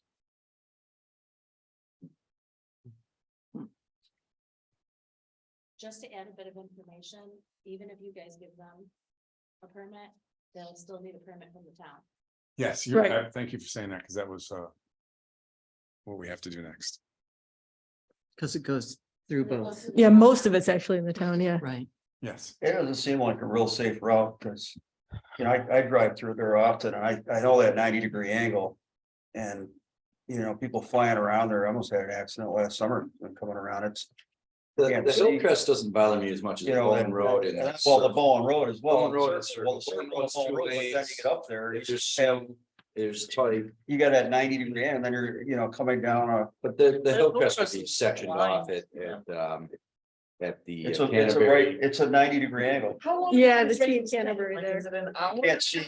Start to finish, our longest event, I looked at our history, our longest event here has been 1 hour and 5 minutes. That was because of snow. And I think their finish line then, I forget the name of the restaurant where they had a sewer issue and all that had to be dug up. Oh, Pasquale's. No, it wasn't Pasquale's, across the street. It's a breakfast place. Oh. So that was our longest event. We had some issues going into it. The Public Works Department did a fantastic job of salting the road before the event.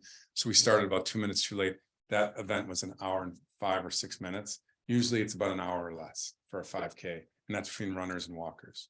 But I think, okay, so yeah, I don't have it on, none of these second maps have it on Bowen Road.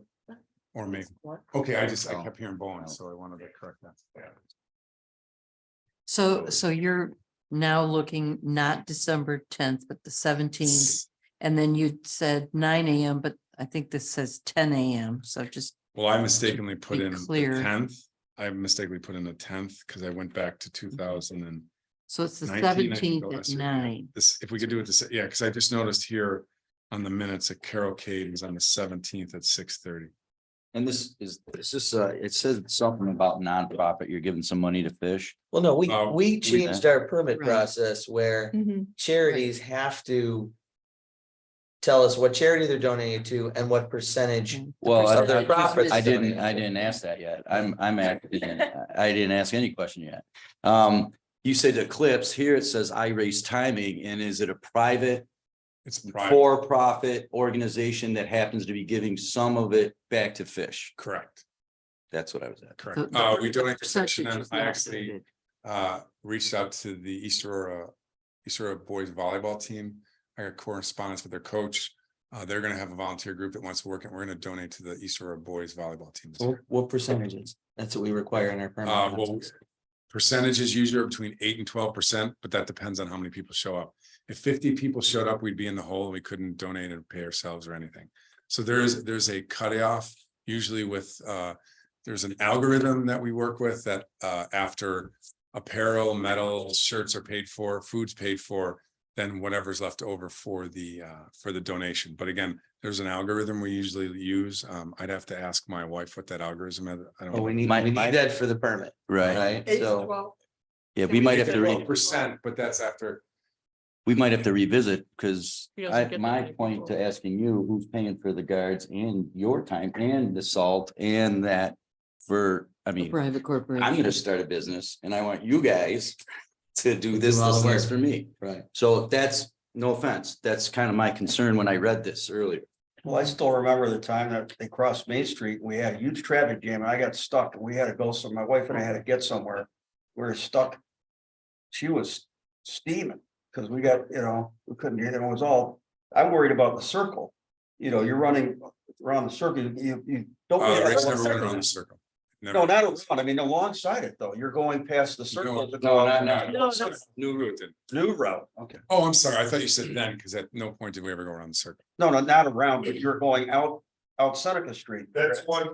That's the one proposal. I'm still stuck on that. Maybe that was a different racer. I'm not sure. Was that a different? No, that's what he's thinking. Well, when they cross Main Street. Oh, okay. No, I'm just talking about your proposal, to go down Seneca Street. To go down 78, you said it was 78. That's Yeah, part of that the was route. what I just proposed today. Yeah, that's what I'm talking about. And then I'm concerned about this, you're gonna have to go past the circle to get, right? 'Cause you're Correct. coming down Main Street, you gotta go past the circle to get out to Seneca Street. That's gonna jam everything up there. I would. Yeah, I have that's not two gonna- maps and I didn't know how many people are on the board. I only did 5 for Yeah. each one, so I can. I just don't see it, going down Main Street, especially at the circle, is gonna be to get to Seneca Street to go out to Bowen. I think we That's should really gonna table be- this until we get Yes. proper documentation of everything.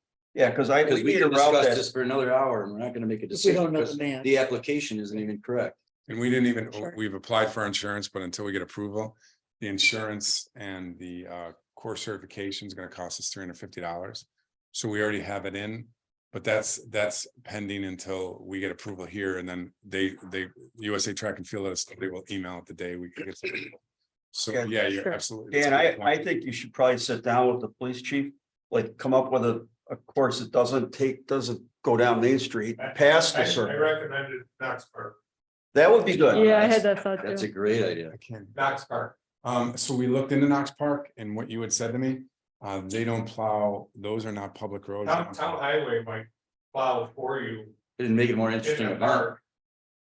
It'd be more like cross country. No, well, okay, cross country, it's all cross country in the winter. I'm I do a European cross country event, but we don't have to get Europeans. You're admitting that it's a climate Put out there. and not always proper to run in those conditions. Based on Knox Park, that's what it was. I mean, that's, roads are gonna have some snow on them. There's not enough paved roads for 3.1 miles. Why don't we move ahead? Marcia, with your motion, do you want to switch it to tabling? Do you want to go ahead with the vote? Or wait, Molly, actually. No, And just, yeah. there's a secondary map that hasn't been discussed. It goes up and down Hamlin and finishes. Yeah, Molly, That's the one. Molly, you made I the don't even know that there was. I said, I got a motion to approve a temporary use permit. You made the motion and Marcia seconded. Yeah, you brought. Okay. Okay. So how do you want to proceed? Well, I think first of all, the permit is. The permit application is incorrect right now, so. Yeah. It's difficult to. Forward anyway. Yeah, right, so I think we should, yeah. I misspoke, but it's all clear for Molly's. Okay, If you want to, I mean, it's your. okay.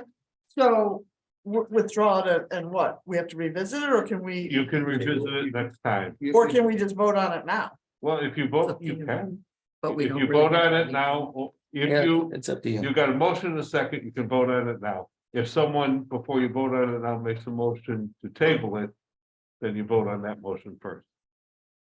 What do you want to do, Mom? Can I ask if people feel like we have enough information to vote on it right now or I'm not? confused because we have a plan A and a plan B, and it's going, and Well, the I'm scope- confused because it was You know. allocated and now it's not, and no offense. and the dates are It's like, different, the nobody- times it's not times are coming from the different. village anymore. It's in the town, it's in the village, it's all over the place. I mean, I don't wanna. I'm just gonna withdraw. That's your decision. All right.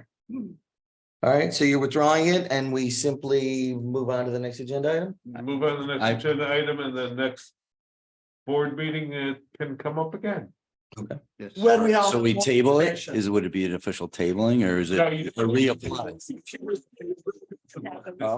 Okay. So withdraw on the motion Withdraw. and you can provide more information to the chief and to Kathy and Maureen. If I can. Yep. The route, although some routes would be increasingly more dangerous than others. It's the climate in that time of year and the heavy traffic in village. That is the issue with me. Whether it's Dan's race or whoever wants to have a race in December in the village on a Saturday, I'm gonna say the same thing. No matter what the route is, it's dangerous. We don't have the ability to lock down the area to make it even close to being safe. We would have cars traveling along runners in the road. And if it's an icy, crappy day, I can't say that it's going to be safe in the road. Can I make a motion that we vote on it? Yes, Sure. sure. I'd like to make a motion that we vote on Well, That's you're your not voting, what are you voting on? Approving. approving a temporary use permit for the Caroler 5K to Okay. be held on December 17th. And I'll resubmit that. That's based on what you said. All right, moved by Marcia, second, Second. second by Grace. Any other discussion? I'm gonna, we have a professional here. Well, vote, Wait a just vote with your vote. Let's Okay. We've move on. discussed this. All those in favor? Okay. And all those against? Nay. Nay. Thank you. Right. No apology. You don't have to apologize. All right, Sorry. motion fails. Moving on to H. Can I get a motion to approve a temporary use permit for the Carolcade, East Aurora Chamber. December 17th, 2022 at 6:30 PM. I assume we're all against this as well.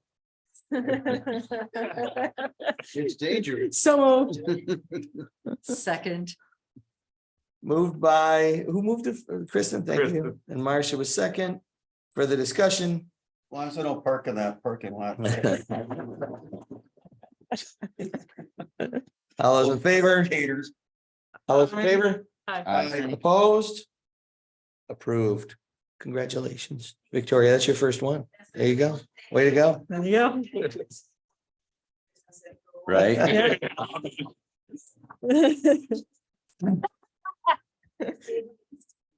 Can I get a motion for permission to advertise a bid for the Aurora Players roof? So move. Moved by Steve, second. Second. Second by Ernie. Further discussion? This is a rebid, right? Rebid. Stewart bid. So we are rebidding to try to get actual people to bid on it at a better time of the year for bidding. Perfect. Hopefully. Okay, any other discussion? All those in favor? Aye. Aye. Opposed? Approved. I get a motion to approve a resolution for the return of unpaid village taxes. So moved. Moved by Marcia, second. Second. Second by Molly. Further discussion? Gary. Thanks, Gary. 1 second. Is there anyone, before he leaves this last meeting, is there anything else we can blame him on? Thanks for everything. Thank you. Thanks, Gary. Everybody.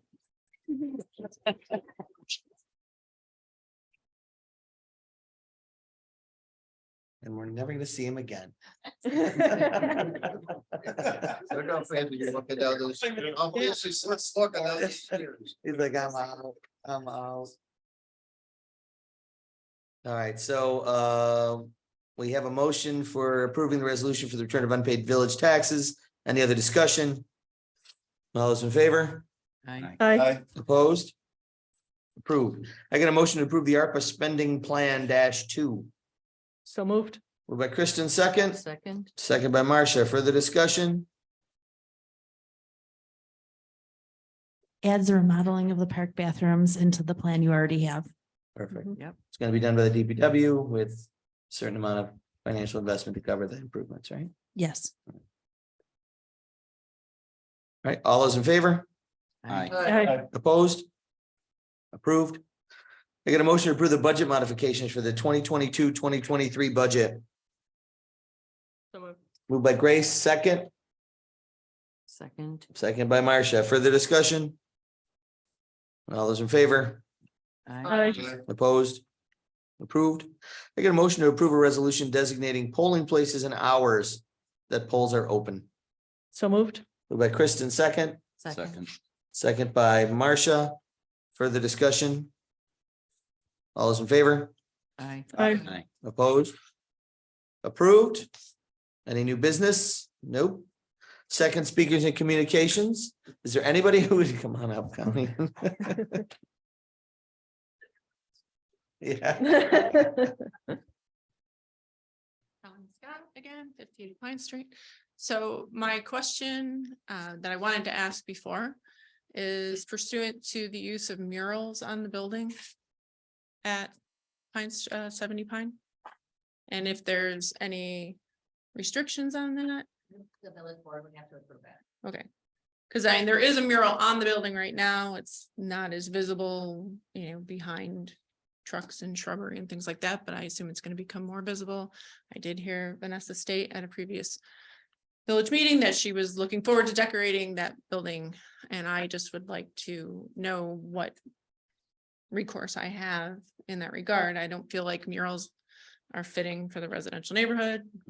Most people would consider, consistent paint with trim or whatever to be, standard residential decor for the outside of the building. So I'm just wondering, since I know there are, from having been our family having owned a business in the past, that there are rules on the size of signage, like what differentiates between signage and artwork and personal expression. If they're gonna do a mural and it has any content for their business on it, it's a sign. But if they want to paint on the wall of the building, then the village board would have to approve it. So can you notify them just to make sure they're, that you have, okay, yeah. It didn't appear in the rendering, but I do know that the building currently where it sits has been decorated and redecorated numerous times. So does that fall under some part of the special use permit? Is there a separate permit for? It would be a special use, a special permit through this whole same process. Special use permit that the village board would approve for them to paint a mural on their building. But again, that's not been anything that's been discussed.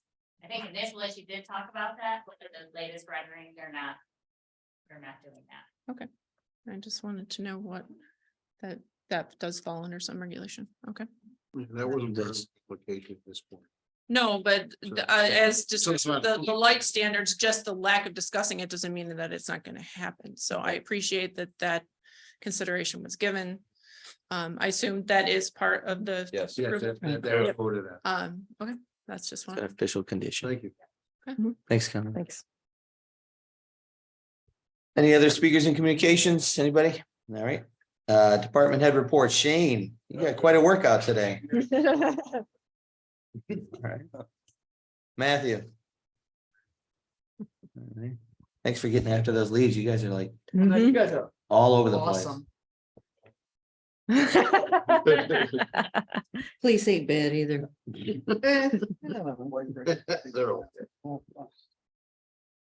All right, and this. Yep, I'm gonna just reiterate the email that I sent to you all last week about Walnut Street. They will be beginning stripping topsoil from the areas on the first 4 lots that they're gonna develop. Those permits will be issued this week. And then as soon as that excavation is completed, they will begin the drainage excavation.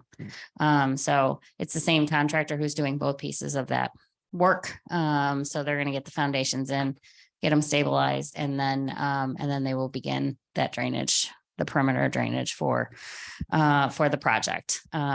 Just ask that any complaints that you refer the residents to my office. I've, had conversations with the developer already today. So I'm sure that'll continue.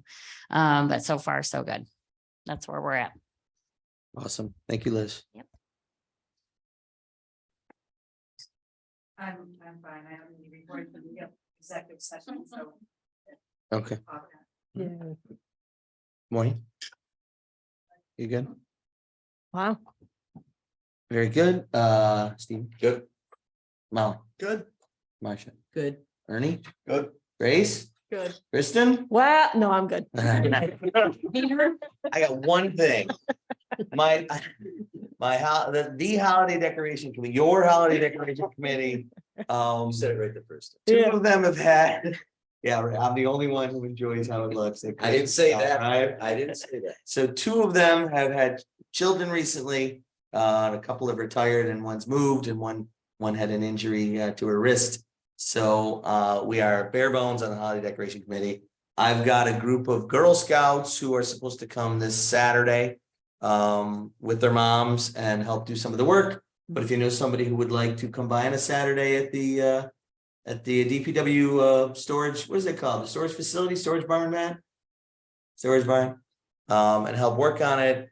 10 o'clock this Saturday, it would be much appreciated. Please spread the word.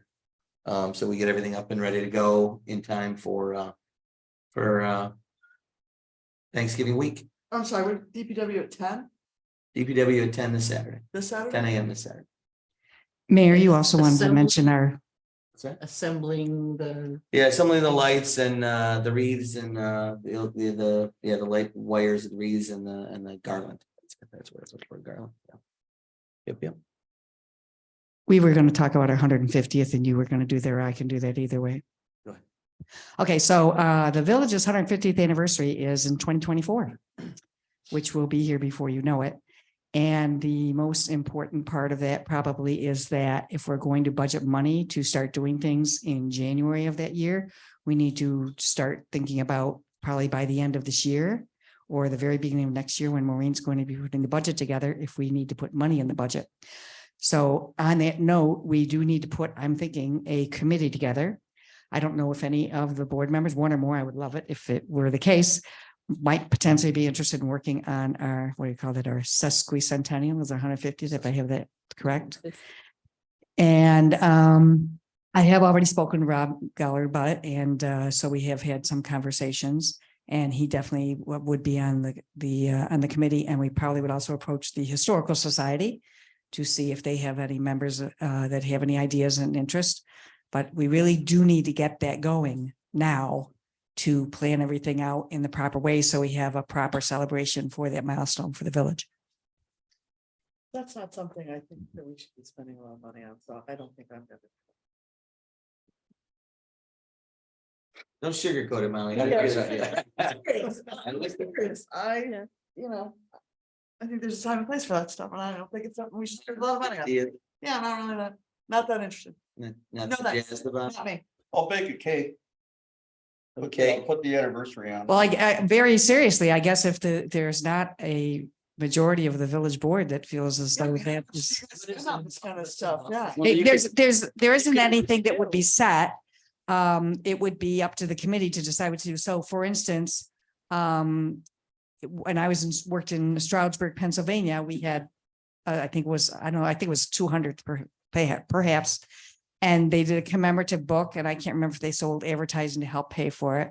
And we had mugs. Well, we bought things, but then we sold them. So could have been revenue neutral if you sold things for the same, but you have to buy the stock. We had beer mugs those sold out. We had coffee cups and I think we had something for kids like train whistles or something like that. What did the town of Aurora do for theirs This recently? was the town, Aurora, Wales, and Holland.